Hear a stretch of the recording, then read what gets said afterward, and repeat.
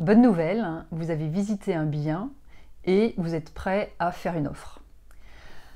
Alors vous êtes prêt à faire une offre, sans doute parce que vous connaissez bien le marché, vous avez visité plusieurs biens, vous savez que ça vous convient et vous souhaitez acquérir ce bien.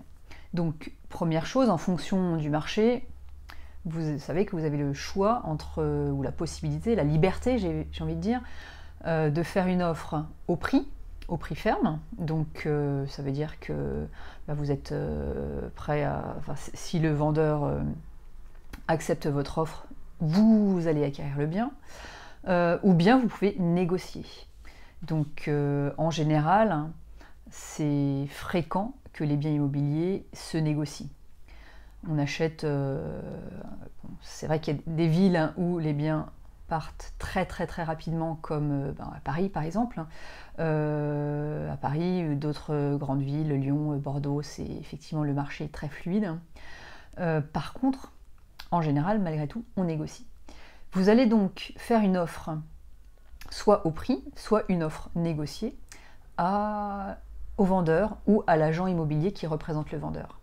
Donc en général, ça se passe sous forme écrite. Alors ça peut être tout simplement un mail, c'est souvent par mail qu'on fait l'offre. Il y a des formats de lettres en fait qui existent, que ce soit vraiment un mode officiel en fait, que votre offre soit prise au sérieux.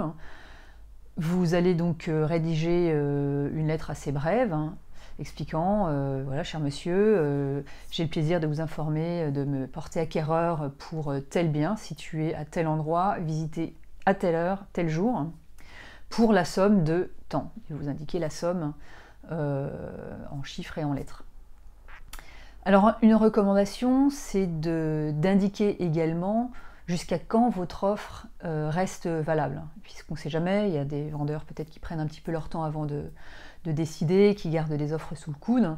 Imaginons que 2 semaines plus tard, on vous rappelle pour vous dire bah oui, très bien, on accepte votre offre, et que entre-temps, vous avez visité d'autres choses sur lesquelles vous auriez eu envie de vous engager.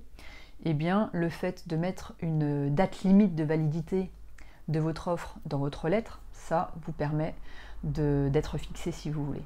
Donc vous pouvez indiquer cette offre est valable jusqu'au 15 du mois par exemple, ou jusqu'à telle date. Ce qui est tout à fait simple. Une autre recommandation que je peux vous faire, c'est de faire référence à l'article de loi qui signifie qu'une offre au prix doit obligatoirement être acceptée par le propriétaire et que la première offre au prix faite remporte finalement le bien. Donc ça, c'est une règle qui finalement n'est pas toujours appliquée. Ça doit être une loi, c'est assez difficile quand même de contrôler les choses.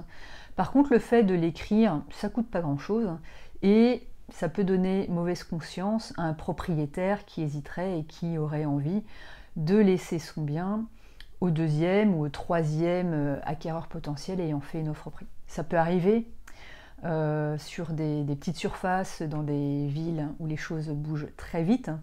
Les appartements partent en une demi-journée, ils peuvent partir en une demi-journée, et à ce moment-là, dans cette demi-journée, s'il y a eu 10 visites, il peut y avoir plusieurs offres et plusieurs offres au prix. Donc voilà, ça peut être pertinent en particulier vraiment dans ces situations-là. Voilà, je vous souhaite de trouver rapidement le bien immobilier qui vous convient et de pouvoir tester de faire une offre. Je vous dis à bientôt, au revoir.